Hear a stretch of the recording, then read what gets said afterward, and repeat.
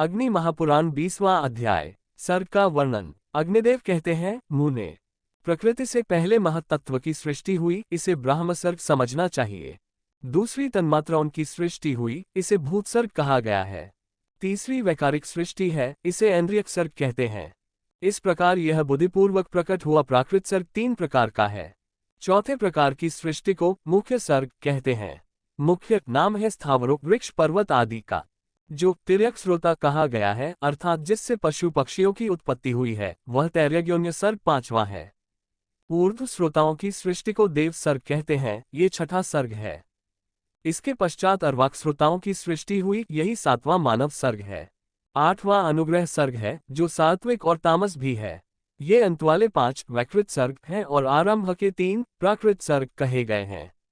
प्राकृत और वैकृत सर्ग तथा 9वें प्रकार का कौमार सर्ग, ये कुल 9 सर्ग ब्रह्माची से प्रकट हुए, जो इस जगत के मूल कारण हैं। ख्याति आदि दक्ष कन्याओं से भृगु आदि महर्षियों ने ब्याह किया। कुछ लोग नित्य, नैमित्तिक और प्राकृत इस भेद से 3 प्रकार की सृष्टि मानते हैं। जो प्रतिदिन होने वाले अवान्तर प्रलय से प्रतिदिन जन्म लेते रहते हैं, वह नित्य सर्ग कहा गया है। भृगु से उनकी पत्नी ख्याति ने धाता विधाता नामक 2 देवताओं को जन्म दिया तथा लक्ष्मी नाम की कन्या भी उत्पन्न की, जो भगवान विष्णु की पत्नी हुई। इंद्र ने अपने अभ्युदय के लिए इन्हीं का स्तवन किया था। धाता और विधाता के क्रमशः प्राण और मृकिंडु नामक 2 पुत्र हुए। मृकिंडु से मार्कंडेय का जन्म हुआ, उनसे वेदशिरा उत्पन्न हुए।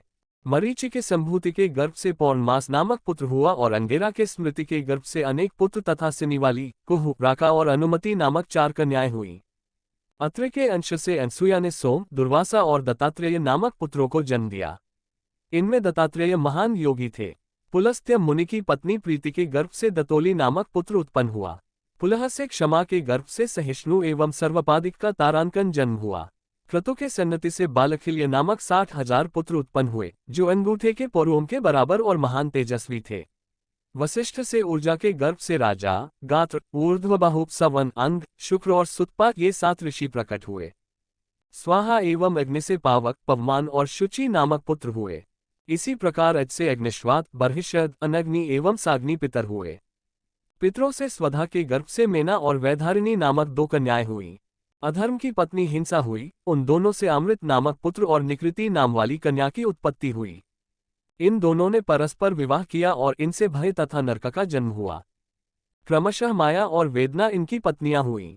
इनमें से माया ने भय के संपर्क से समस्त प्राणियों के प्राण लेने वाले मृत्यु को जन्म दिया और वेदना ने नरक के संयोग से दुख नामक पुत्र उत्पन्न किया।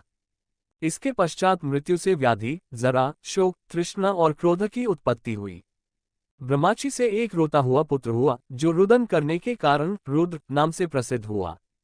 तथा हे द्विज, उन पितामह ब्रह्माजी ने उसे भव, शर्व, ईशान, पशुपति, भीम, उग्र और महादेव आदि नामों से पुकारा। रुद्र की पत्नी सती ने अपने पिता दक्ष पर कोप करने के कारण देह त्याग किया और हिमवान की कन्या रूप में प्रकट होकर पुनः वे शंकर जी की ही धर्मपत्नी हुई।